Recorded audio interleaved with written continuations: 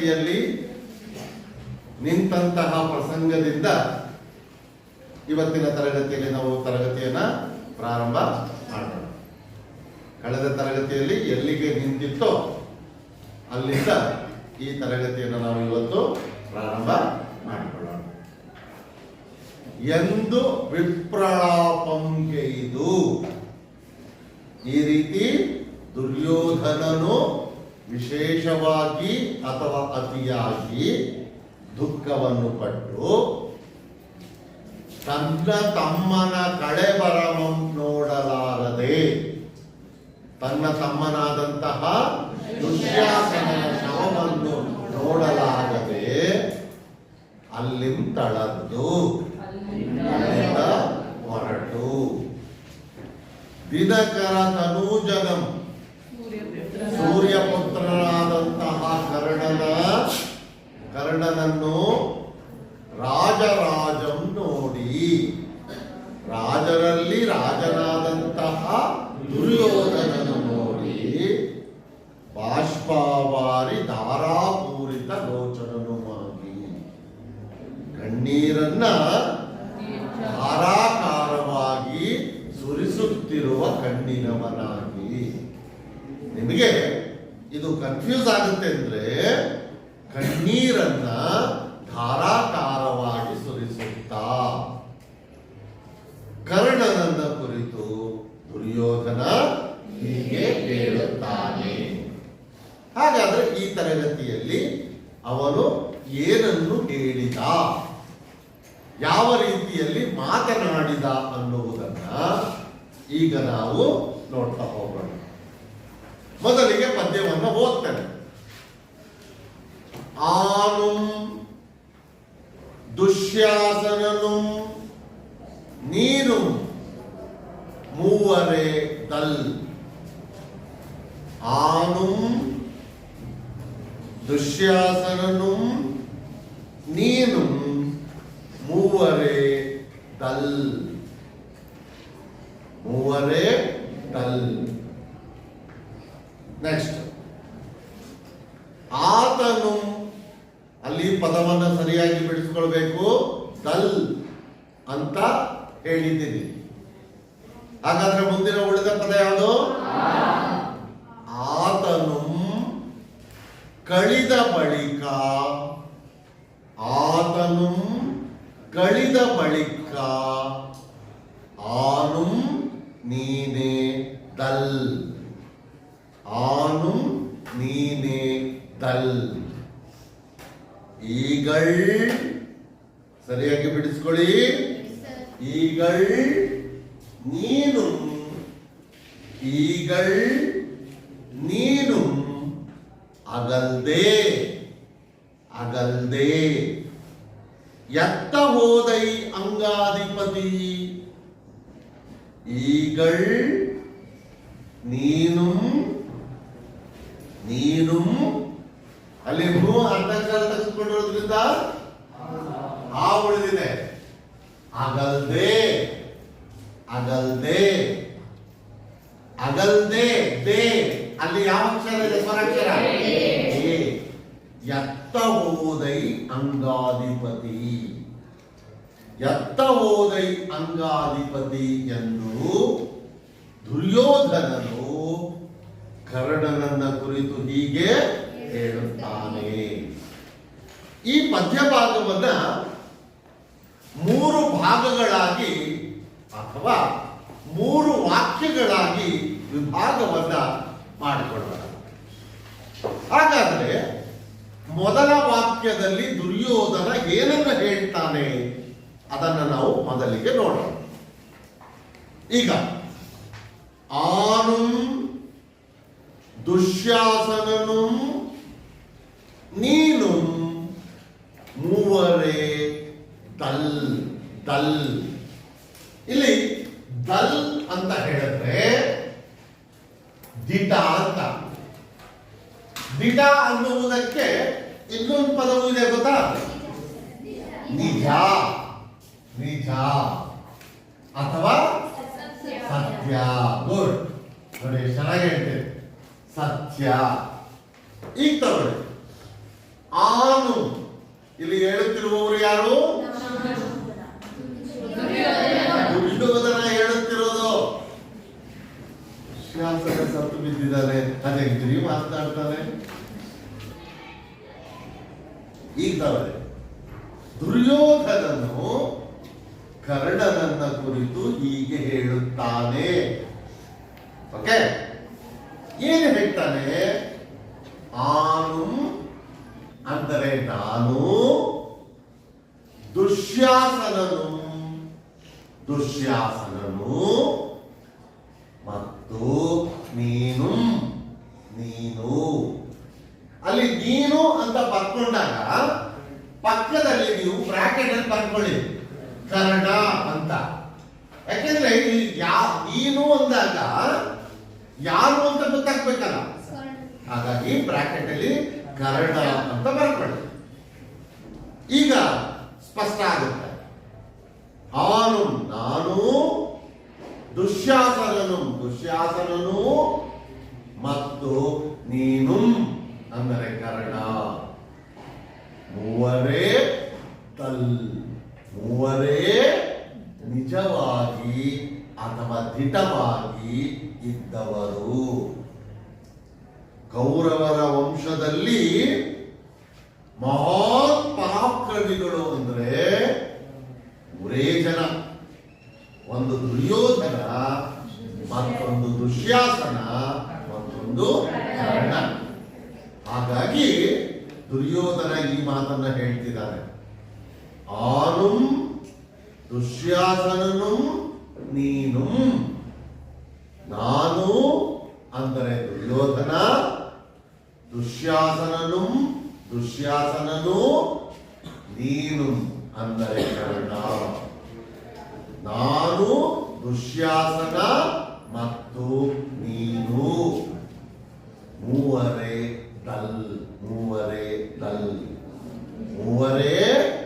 ನಿಜವಾಗಿ ಇದ್ದವರು. ಎಲ್ಲಿ ಇದ್ದವರು ಇವರು? ಕೌರವರ ಸೈನ್ಯದಲ್ಲಿ. ಹಾಗಾಗಿ ಕೌರವರ ಸೈನ್ಯ ಅನ್ನುವುದನ್ನ ಅಲ್ಲಿ ಮಧ್ಯದಲ್ಲಿ ಸೇರಿಸ್ಕೊಳ್ಬೇಕು. ಈಗ ನೋಡಿ, ಅದನ್ನ ಪರಿವರ್ತಿಸಿ ಹೇಳ್ತೀನಿ, ಮಾರ್ಪಡಿಸಿ ಹೇಳ್ತೀನಿ.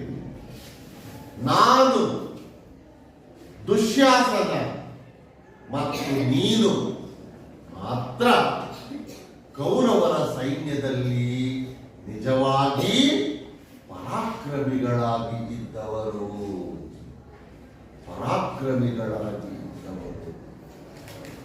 ನಾನು, ದುಶ್ಯಾಸನ ಮತ್ತು ನೀನು ಅಂದರೆ ಕರ್ಣ ನಿಜವಾಗಿ ಕೌರವರ ಸೈನ್ಯದಲ್ಲಿ ಪರಾಕ್ರಮಿಗಳಾಗಿ ಇದ್ದವರು.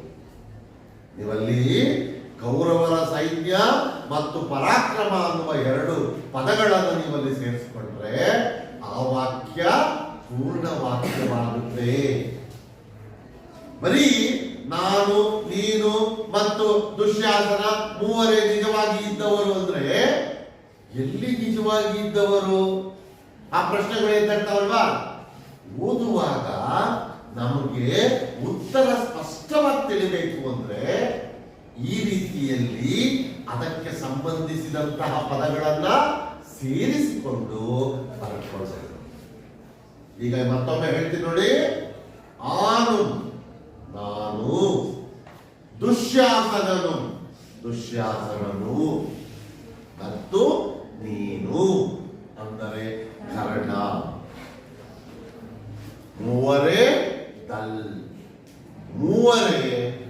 ಕೌರವರ ಸೈನ್ಯದಲ್ಲಿ ಪರಾಕ್ರಮಿಗಳಾಗಿ ನಿಜವಾಗಿ ಇದ್ದವರು.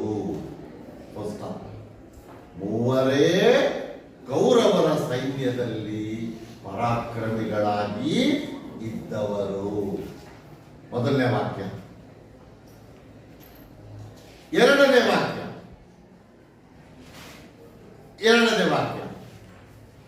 ಆತನು ಕಳಿದ ಬಳಿಕ ಆನು ನೀನೇ ಕಳಿದ ಬಳಿಕ ಆನು ನೀನೇ ತಲ್. ಇಲ್ಲಿ ಆತನು ಅಂತ ಹೇಳ್ತಿದ್ದಾನೆ ದುರ್ಯೋಧನ, ದುಶ್ಯಾಸನ ಅಂತ ಅರ್ಥ. ಓಕೆ, ದುಶ್ಯಾಸನನು ಕಳಿದ ಬಳಿಕ, ಸಾವಿನ ಬಳಿಕ. ಗುಡ್. ನೋಡಿ, ಕಳಿ, ಕಳೆ.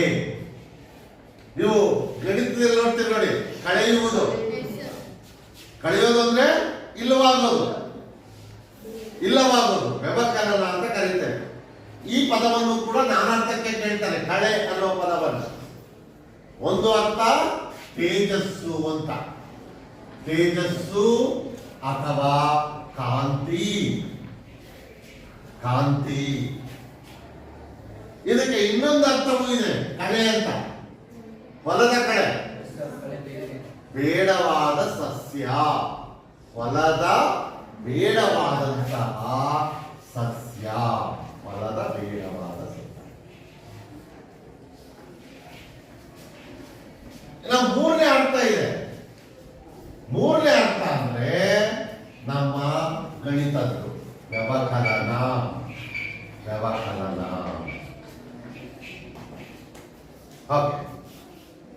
ಇಲ್ಲಿ ನಾವು ಕಳಿದಾದದಕ್ಕೆ ಏನ್ ತಗೋಬೇಕು? ಸಾವು ಅಂತ. ಕಳೆದು ಹೋಗಿದ್ದು. ಈಗಾಗಲೇ ದುಶ್ಯಾಸನ ಕಳೆದು ಹೋಗಿದ್ದಾನೆ, ದುಶ್ಯಾಸನ ಸತ್ತು ಹೋಗಿದ್ದಾನೆ. ಹಾಗಾಗಿ ದುರ್ಯೋಧನ ಈ ಮಾತನ್ನ ಹೇಳ್ತಾನೆ. ಆತನು ಕಳಿದ ಬಳಿಕ, ಆತ ಅಂದ್ರೆ ದುಶ್ಯಾಸನ, ಕಳಿದ ಸತ್ತು ಹೋದ ಬಳಿಕ. ದುಶ್ಯಾಸನನು ಸತ್ತು ಹೋದ ಬಳಿಕ ಆನು ನೀನೆದಲ್, ಆನು ನೀನೆದಲ್. ಆನು ಅಂದ್ರೆ ನಾನು ಮತ್ತು ನೀನು, ನೀನೇ, ನೀನು. ದಲ್ ದಿಟ. ಕೌರವರ ಸೈನ್ಯದಲ್ಲಿ ಪರಾಕ್ರಮಿಗಳಾಗಿ ನಿಜವಾಗಿ ಇದ್ದವರು. ನೀವದು ಸೇರಿಸ್ಕೊಳ್ಬೇಕು. ಕೌರವರ ಸೈನ್ಯದಲ್ಲಿ ಪರಾಕ್ರಮಿಗಳಾಗಿ ಎನ್ನುವ ಪದವನ್ನ ಎಕ್ಸ್ಟ್ರಾ ಸೇರಿಸ್ಕೊಳ್ಬೇಕು. ಆತನು ಕಳೆದ ಬಳಿಕ, ದುಶ್ಯಾಸನನು ಕಳೆದು ಹೋದ ಬಳಿಕ ಅಥವಾ ಸತ್ತು ಹೋದ ಬಳಿಕ ಆನು ನೀನೇ ತಲ್, ನಾನು ಮತ್ತು ನೀನು ಮಾತ್ರ ಕೌರವರ ಸೈನ್ಯದಲ್ಲಿ ಪರಾಕ್ರಮಿಗಳಾಗಿ ಇದ್ದವರು, ನಿಜವಾಗಿ ಇದ್ದವರು. ಗುಡ್. ಕೌರವರ ಸೈನ್ಯದಲ್ಲಿ ಪರಾಕ್ರಮಿಗಳಾಗಿ ನಿಜವಾಗಿ ಇದ್ದವರು. ಮೂರನೇ ವಾಕ್ಯ, ಈಗಳ್, ಈಗಳ್, ಈಗ, ಈಗ. ನೀನು ಅಗಲ್ದೆ, ನೀನು, ನೀನೂ ಸಹ, ನೀನೂ ಸಹ ಅಗಲ್ದೆ, ಅಗಲಿದೆ, ದೂರವಾದೆ ಅಥವಾ ಸತ್ತು ಹೋದೆ. ಈಗಳ್ ನೀನು ಅಗಲ್ದೆ, ಈಗ ನೀನೂ ಸಹ ದೂರವಾದೆ. ಎತ್ತ ಹೋದೈ ಅಂಗಾಧಿಪತಿ, ಎತ್ತ ಹೋದೈ, ಎಲ್ಲಿಗೆ ಹೋದೆ? ಅಂಗಾಧಿಪತಿಯಾದ ಕರ್ಣನೇ ಎಂದು ದುರ್ಯೋಧನನು ದುಃಖಿಸುವನು. ಅಂಗಾಧಿಪತಿ ಎನ್ನುವುದು ಕರ್ಣನಿಗಿದ್ದಂತಹ ಇನ್ನೊಂದು ಹೆಸರು. ಹಾಗಾಗಿ ಎತ್ತ ಹೋದೈ ಅಂಗಾಧಿಪತಿ, ಎಲ್ಲಿಗೆ ಹೋದೆ? ಅಂಗಾಧಿಪತಿಯಾದ ಕರ್ಣನೆ ಎಂದು ದುರ್ಯೋಧನನು ದುಃಖಿಸುವನು. ಮತ್ತೊಮ್ಮೆ ಆ ಮೂರು ವಾಕ್ಯಗಳನ್ನು ಹೇಳ್ಬಿಡ್ಲ. ಆನು ದುಶ್ಯಾಸನನು ನೀನು ಮೂವರೇ ತಲ್. ನಾನು ದುಶ್ಯಾಸನ ನೀನು ಮೂವರೇ ಕೌರವರ ಸೈನ್ಯದಲ್ಲಿ ಪರಾಕ್ರಮಿಗಳಾಗಿ ನಿಜವಾಗಿ ಇದ್ದವರು. ಎರಡನೇ ವಾಕ್ಯ, ಆತನು ಕಳಿದ ಬಳಿಕ, ದುಶ್ಯಾಸನನು ಸತ್ತು ಹೋದ ಬಳಿಕ, ಆನು ನೀನೆದಲ್. ನಾನು ಮತ್ತು ನೀನು ಕೌರವರ ಸೈನ್ಯದಲ್ಲಿ ಪರಾಕ್ರಮಿಗಳಾಗಿ ನಿಜವಾಗಿ ಇದ್ದವರು. ಈಗಳ್ ನೀನು ಅಗಲ್ದೆ ಎತ್ತ ಹೋದೈ ಅಂಗಾಧಿಪತಿ. ಈಗ ನೀನೂ ಸಹ ಅಗಲಿದೆ ಅಥವಾ ದೂರವಾದೆ. ಎಲ್ಲಿಗೆ ಹೋದೆ, ಎಲ್ಲಿಗೆ ಹೋದೆ ಅಂಗಾಧಿಪತಿಯಾದ ಕರ್ಣನೇ ಎಂದು ದುರ್ಯೋಧನನು ಕರ್ಣನ ಮುಂದೆ ದುಃಖಿಸುವನು, ದುಃಖ ಪಡುವನು. ಮುಂದಿನ ಪದ್ಯ, ನಿನ್ನ ಕೆಳೆಯಂ ಸುಯೋಧನನಂ ನೋಡದೆ, ನಿನ್ನ ಕೆಳೆಯಂ ಸುಯೋಧನನಂ ನೋಡದೆ, ನುಡಿಯದಪ್ಪಿಕೊಳ್ಳದೆ, ನುಡಿಯದಪ್ಪಿಕೊಳ್ಳದೆ, ಬಿಡಿಸಿಕೊಂಡ್ರೆ ನುಡಿಯದೆ ಅಪ್ಪಿಕೊಳ್ಳದೆ, ಬೆಸನೇನೆನ್ನದೆ, ಇದನ್ನು ಬಿಡಿಸಿಕೊಂಡ್ರೆ ಬೆಸನ್ ಏನ್ ಏನ್ ಎನ್ನದೆ, ಬೆಸನೇನೆನ್ನದೆ. ನೋಡಿ, ಬೇಕಾದ್ರೆ ಬರಿತೀನಿ ಅದನ್ನ. ಬೆಸನೇನೆನ್ನದೆ, ನೇನೆನ್ನದೆ,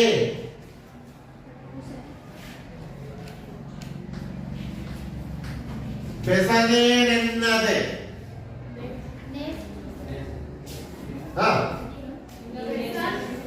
ಬೆಸನ್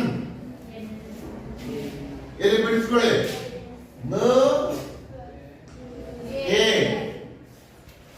ಇದನ್ನು ಮತ್ತೆ ಮಾಡ್ಕೊಳ್ಳಿ. ಏನ್ ಮತ್ತೆ ಎ ಉಳಿತು ಅಲ್ವಾ? ಎ ಉಳಿತು, ಏಕಾರ ಮಾಡಿದ್ದೀನಿ ಅಲ್ಲ ಎನ್ನದೆ. ಬೆಸನ್ ಏನ್ ಎನ್ನದೆ, ಬೆಸನೇನೆನ್ನದೆ, ಬೆಸನ್ ಏನ್ ಎನ್ನದೆ, ಜಿ ಎನ್ನದೆ. ಇದನ್ನು ಕೂಡ ಬಿಡಿಸಿಕೊಂಡ್ರೆ ಜಿಯಾ ಎನ್ನದೆ, ಜಿ ಎನ್ನದೆ, ಜಿಯಾ ಪ್ಲಸ್ ಎನ್ನದೆ, ಜಿ ಎನ್ನದೆ, ಜಿಯಾ ಎನ್ನದೆ, ದೇವೆನ್ನದೆ, ದೇವಾ ಎನ್ನದೆ, ದೇವಾ ಎನ್ನದೆ. ಏ ಕುಸುರದಿದ್ದ ಪೈ ಅಂಗಾಧಿಪತಿ, ಏ ಕುಸಿರದಿದ್ದ ಪೈ ಅಂಗಾಧಿಪತಿ ಎಂದು ದುರ್ಯೋಧನ ಕರ್ಣನನ್ನ ನೋಡಿ ಹೇಳುತ್ತಾನೆ. ಈಗ ಒಂದೊಂದಾಗಿ ನೋಡ್ತಾ ಬನ್ನಿ. ನಿನ್ನ ಕೆಳೆಯಂ, ಕೆಳೆಯ, ಕೆಳೆಯ ಅಂತಂದ್ರೆ ಗೆಳೆಯ ಅಂತ ಅರ್ಥ. ಕೆ ಗೆ ಗೆಳೆಯ.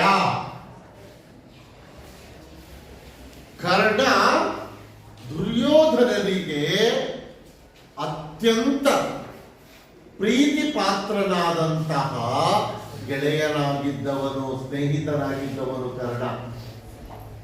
ಹಾಗಾಗಿ ಕರ್ಣ ಇಲ್ಲಿ ಸತ್ತು ಬಿದ್ದಿದ್ದಾನೆ. ಸತ್ತು ಬಿದ್ದಿರುವಂತಹ ಕರ್ಣನನ್ನ ನೋಡಿ ದುರ್ಯೋಧನ ಹೇಳ್ತಿದ್ದಾನೆ, ನಿನ್ನ ಗೆಳೆಯಂ ಸುಯೋಧನನಂ ನೋಡದೆ. ನಿನ್ನ ಗೆಳೆಯನಾದಂತಹ ಸುಯೋಧನ, ಸುಯೋಧನ ಅಂದ್ರೆ ದುರ್ಯೋಧನ. ದುರ್ಯೋಧನನಿಗೆ ಇದ್ದಂತಹ ಮತ್ತೊಂದು ಹೆಸರು. ನಿನ್ನ ಗೆಳೆಯನಾದಂತಹ ದುರ್ಯೋಧನನನ್ನು ನೋಡದೆ ಯಾವತ್ತೇ ಕರ್ಣ ಅರಮನೆಗೆ ಬಂದ್ರೆ ಮೊದಲು ಅವನು ನೋಡುತ್ತಿದ್ದುದು ದುರ್ಯೋಧನನನ್ನ. ಅವನು ಅರಮನೆಗೆ ಬಂದು ದುರ್ಯೋಧನನನ್ನ ನೋಡದೆ ಕರ್ಣ ಯಾವತ್ತೂ ಕೂಡ ಹೋಗ್ತಿರ್ಲಿಲ್ಲ. ಪ್ರತಿದಿನವೂ ಬಂದು ನೋಡ್ತಾ ಇದ್ದ. ಅದು ದುರ್ಯೋಧನನಿಗೂ ಸಹ ಗೊತ್ತಿತ್ತು.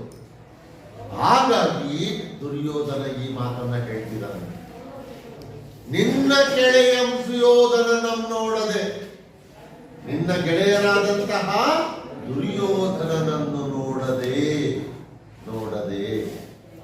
ಕಾಮ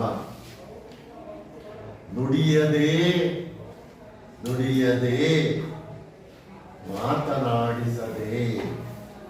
ಮಾತನಾಡಿಸದೆ ಅಥವಾ ಮಾತನಾಡದೆ.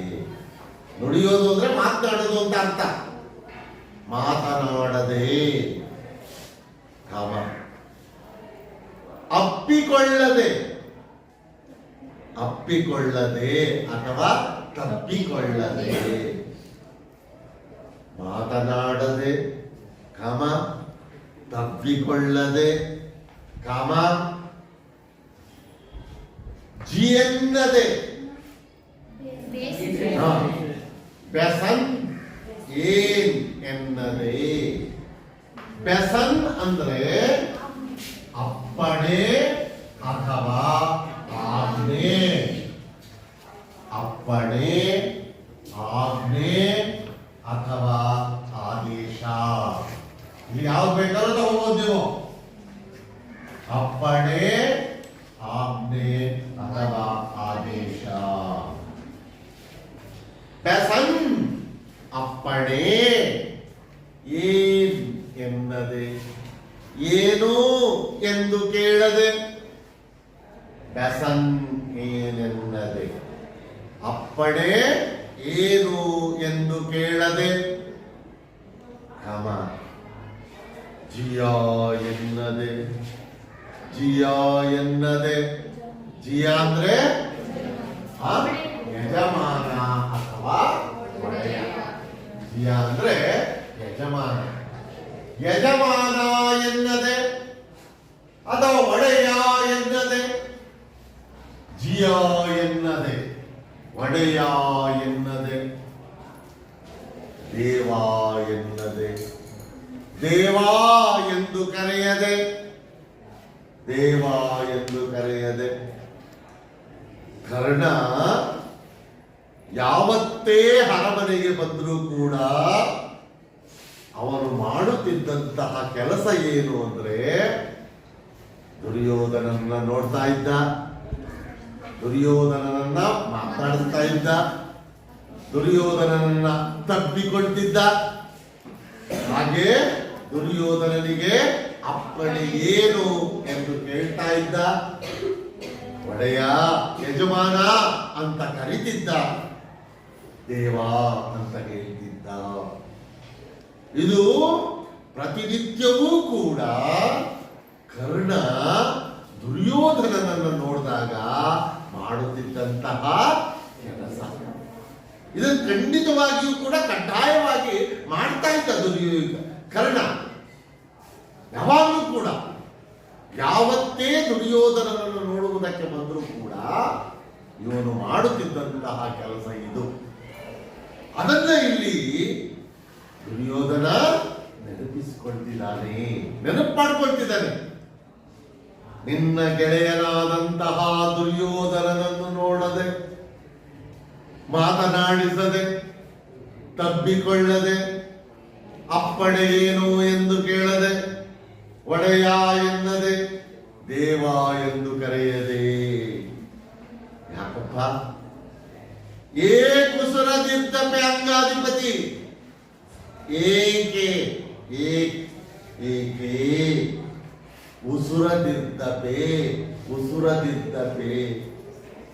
ಉಸುರದಿದ್ದಪೆ ಅಂದ್ರೆ ಮಾತನಾಡುತ್ತಿಲ್ಲ. ಅಂಗಾಧಿಪತಿ. ಅಂಗಾಧಿಪತಿಯಾದ ಕರ್ಣನೇ ಎಂದು ದುರ್ಯೋಧನ ದುಃಖಿಸುವನು.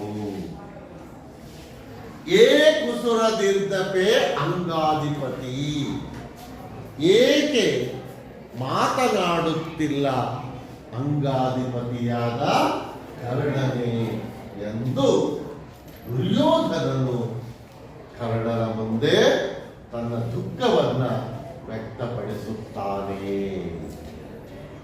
ಮತ್ತೊಮ್ಮೆ ದುರ್ಯೋಧನ ಕರ್ಣನನ್ನ ಕುರಿತು ಹೀಗೆ ಹೇಳುವನು. ನಿನ್ನ ಗೆಳೆಯಂ ಸುಯೋಧನನಂ ನೋಡದೆ, ನಿನ್ನ ಗೆಳೆಯನಾದಂತಹ ದುರ್ಯೋಧನನನ್ನು ನೋಡದೆ, ಒಯ್ಯದೆ, ಮಾತನಾಡಿಸದೆ, ಅಪ್ಪಿಕೊಳ್ಳದೆ, ತಬ್ಬಿಕೊಳ್ಳದೆ, ವ್ಯಸಂಗೇನೆನ್ನದೆ, ಅಪ್ಪಣೆ ಏನು ಎಂದು ಕೇಳದೆ, ಜಿಯ ಎನ್ನದೆ, ಒಡೆಯ ಯಜಮಾನ ಎಂದು ಹೇಳದೆ, ದೇವ ಎನ್ನದೆ, ದೇವ ಎಂದು ನನ್ನನ್ನು ಕರೆಯದೆ, ಏ ಕುಸುರದಿರ್ದಪೆ ಅಂಗಾಧಿಪತಿ, ಏಕೆ ಮಾತನಾಡುತ್ತಿಲ್ಲ ಅಂಗಾಧಿಪತಿಯಾದ ಕರ್ಣನೇ ಎಂದು ದುಃಖಿಸುವನು. ಅದರ ತಾತ್ಪರ್ಯವನ್ನ ಮತ್ತೊಮ್ಮೆ ಹೇಳ್ತೀನಿ. ದುರ್ಯೋಧನನು ದುಃಖಿಸುವನು. ಅದರ ತಾತ್ಪರ್ಯವನ್ನ ಮತ್ತೊಮ್ಮೆ ಹೇಳ್ತೀನಿ ನೋಡಿ. ದುರ್ಯೋಧನನು ಕರ್ಣನನ್ನು ನೋಡಿ ಹೀಗೆ ಹೇಳುತ್ತಾನೆ, ನಿನ್ನ ಗೆಳೆಯನಾದಂತಹ ದುರ್ಯೋಧನನನ್ನು ನೋಡದೆ, ಮಾತನಾಡಿಸದೆ, ತಬ್ಬಿಕೊಳ್ಳದೆ, ಅಪ್ಪಣೆ ಏನು ಎಂದು ಕೇಳದೆ, ಯಜಮಾನ ಎಂದು ಹೇಳದೆ, ದೇವ ಎಂದು ಕರೆಯದೆ, ಏಕೆ ಮಾತನಾಡುತ್ತಿಲ್ಲ ಅಂಗಾಧಿಪತಿಯಾದ ಕರ್ಣನೇ ಎಂದು ದುರ್ಯೋಧನ ದುಃಖಪಡುತ್ತಾನೆ. ದುರ್ಯೋಧನ ಕರ್ಣನ ಮುಂದೆ ದುಃಖ ಪಡುತ್ತಾನೆ. ಅದಷ್ಟು ನೋಡಿ. ಈಗ ಮುಂದಿನ ಪದ್ಯವನ್ನು ನೋಡೋಣ. ನೋಡ್ಕೊಳ್ಳಿ. ಅನೃತಂ ಲೋಭಂ ಭಯಂ, ಭಯಂ ಬಿಟ್ಕೊಳ್ತಾ ಇದ್ದೀನಿ, ಭಯಂ ಎಂಬಿರಿತುಂ, ಎಂಬಿರಿತುಂ ನೀನಿರ್ದ ನಾಡೋಳ್ ಇರ್ಕುಮೆ, ನಾಡೋಳ್ ಇರ್ಕುಮೆ. ಅನೃತಂ ಲೋಭಂ ಭಯಂ ಎಂಬಿರಿತುಂ ನೀನಿರ್ದ ನಾಡೋಳ್ ಇರ್ಕುಮೆ. ರವಿನಂದನ, ರವಿನಂದನ ನನ್ನಿ ಚಾಗಮಣ್ಮೆಂ ಅಂತ ಇದೆ, ಚಾಗಮಣ್ಮೆಂ. ಅದನ್ನ ಬಿಡಿಸಿಕೊಂಡ್ರೆ ಚಾಗಂ, ಚಾಗಂ, ಚಾಗಂ ಅಣ್ಮೆಂ, ಅಣ್ಮೆ, ಚಾಗಂ ಅಣ್ಮೆಂ. ಎಂಬಿನಿ ತರ್ಕಂ, ಎಂಬಿನಿ ತರ್ಕಂ ನೀನೇ ಮೊತ್ತ ಮೊದಲಿಗನಾದೈ, ನೀನೇ ಮೊತ್ತ ಮೊದಲಿಗನಾದೈ. ಇಲ್ಲಿ ಇರುವುದು ಎರಡೇ ವಾಕ್ಯ. ಈಗ ಮೊದಲನೇ ವಾಕ್ಯವನ್ನು ನೋಡೋಣ. ಅನೃತಂ ಲೋಭಂ ಭಯಂ, ಅನೃತಂ ಲೋಭಂ ಭಯಂ ಎಂಬಿರಿತುಂ, ಎಂಬಿರಿತುಂ ನೀನಿರ್ದ ನಾಡೋಳ್ ಇರ್ಕುಮೆ. ಇದಿಷ್ಟು ಒಂದು ವಾಕ್ಯ. ಈಗ ಒಂದೊಂದೇ ಶಬ್ದಗಳನ್ನು ನೋಡ್ತಾ ಹೋಗಿ. ಅನೃತಂ, ಅನೃತ ಅಂದ್ರೆ ಸುಳ್ಳು, ಸುಳ್ಳು. ಲೋಭಂ, ಲೋಭ, ಲೋಭಂ. ಅತಿಯಾಸೆ ಅಥವಾ ದುರಾಸೆ, ಅತಿಯಾಸೆ. ಭಯಂ, ಭಯ, ಭಯಂ. ಹೆದರಿಕೆ, ಹೆದರಿಕೆ. ಈಗ ತಗೊಳ್ಳಿ ಒಂದೊಂದಾಗಿ. ಇವುಗಳನ್ನ ನಿಮಗೆ ಪರೀಕ್ಷೆಯಲ್ಲಿ ಅರ್ಥ ಬರೆಯಲಿಕ್ಕೆ ಕೇಳ್ತಾರೆ. ಪದಗಳನ್ನ ನೆನಪಿಟ್ಕೋಬೇಕು. ಓಕೆ. ಅನೃತಂ ಸುಳ್ಳು, ಲೋಭಂ ಅತಿಯಾಸೆ, ಭಯಂ ಹೆದರಿಕೆ. ಎಂಬಿನಿತುಂ, ಎಂಬಿನಿತುಂ. ಎಂಬ ಇವುಗಳು, ಎಂಬ ಇವುಗಳು. ಎಂಬಿನಿತುಂ ಅಂದ್ರೆ ಎಂಬ ಇವುಗಳು. ನೀನಿರ್ದ, ನೀನಿರ್ದ, ನೀನು ಇದ್ದಂತಹ. ನೀನಿರ್ದ, ನೀನು ಇದ್ದಂತಹ. ನಾಡೋಳ್, ನಾಡಿನಲ್ಲಿ, ನಾಡಿನಲ್ಲಿ. ಇರ್ಕುಮೆ, ಇರುತ್ತವೆಯೇ. ಇಲ್ಲಿ ಈ ವಾಕ್ಯ ಪ್ರಶ್ನಾರ್ಥಕವಾಗಿ ಎಂದಾಗ್ತಾ ಇದೆ. ಇರ್ಕುಮೆ, ಇರುತ್ತವೆಯೇ ಅಂದ್ರೆ ಅದರ ಅರ್ಥ ಇರುವುದಿಲ್ಲ, ಇರುವುದಿಲ್ಲ. ನೀನಿರ್ದ ನಾಡೋಳ್ ಇರ್ಕುಮೆ, ನೀನು ಇರುವಂತಹ ನಾಡಿನಲ್ಲಿ ಇರುವುದಿಲ್ಲ. ಮತ್ತೆ ಮೊದಲಿಂದ ಬರ್ತೀನಿ. ಅನೃತಂ ಸುಳ್ಳು, ಲೋಭಂ ಅತಿಯಾಸೆ, ಭಯಂ ಹೆದರಿಕೆ. ಎಂಬಿನಿತುಂ ಎಂಬ ಇವುಗಳು. ಸುಳ್ಳು, ಅತಿಯಾಸೆ, ಹೆದರಿಕೆ ಎಂಬ ಇವುಗಳು. ನೀನಿದ್ದ ನಾಡೋಳ್ ಇರ್ಕುಮೆ, ನೀನು ಇರುವಂತಹ ನಾಡಿನಲ್ಲಿ ಇರುತ್ತವೆಯೇ ಅಂದರೆ ಇರುವುದಿಲ್ಲ. ನೀನು ಇರುವಂತಹ ನಾಡಿನಲ್ಲಿ ಇರುವುದಿಲ್ಲ. ಸುಳ್ಳು, ಅತಿಯಾಸೆ, ಹೆದರಿಕೆ ಎಂಬ ಇವುಗಳು ನೀನು ಇರುವಂತಹ ನಾಡಿನಲ್ಲಿ ಇರುವುದಿಲ್ಲ, ಇರುವುದಿಲ್ಲ. Full stop. ಎರಡನೇ ವಾಕ್ಯ. ರವಿನಂದನ, ರವಿ, ರವಿ ಅಂದ್ರೆ ನಂದನ ಅಂದ್ರೆ ಮಗ. ಗುಡ್. ಈಗಾಗಲೇ ಬಂದಿದೆ ಪದ. ಮಗ, ಸೂರ್ಯನ ಮಗ, ಸೂರ್ಯಪುತ್ರ. ಸೂರ್ಯಪುತ್ರ ಅಂದ್ರೆ ಯಾರು? ಗುಡ್. ಸೂರ್ಯನ ಮಗನಾದಂತಹ ಕರ್ಣನೇ, ಸೂರ್ಯನ ಮಗನಾದಂತಹ ಕರ್ಣನೇ. ರವಿನಂದನ ಅಂದ್ರೆ ಸೂರ್ಯನ ಮಗನಾದಂತಹ ಕರ್ಣನೇ. ಮತ್ತೆ ಮೂರು ಪದಗಳಿದಾವೆ, ನೋಡ್ತಾ ಹೋಗ್ಲಿ. ಈಗ ನನ್ನಿ, ನನ್ನಿ ಅಂದ್ರೆ ಸತ್ಯ. ತ್ಯಾಗಂ, ತ್ಯಾಗ, ತ್ಯಾಗ ಅಂದ್ರೆ ತ್ಯಾಗ. ಅಣ್ಮೆ, ಪರಾಕ್ರಮ, ಪರಾಕ್ರಮ, ಪರಾಕ್ರಮ. ರವಿನಂದನ ಸೂರ್ಯನ ಮಗನಾದಂತಹ ಕರ್ಣನೇ, ಸತ್ಯ, ತ್ಯಾಗ, ಪರಾಕ್ರಮ. ನನ್ನಿ, ತ್ಯಾಗಂ, ಅಣ್ಮೆಂ. ಸತ್ಯ, ತ್ಯಾಗ, ಪರಾಕ್ರಮ. ಎಂಬಿನಿ ತರ್ಕಂ, ಎಂಬಿನಿ ತರ್ಕಂ. ಎಂಬಿನಿ ತರ್ಕಂ ಅಂದ್ರೆ ಎಂಬ ಇವುಗಳಿಗೆ, ಎಂಬ ಇವುಗಳಿಗೆ.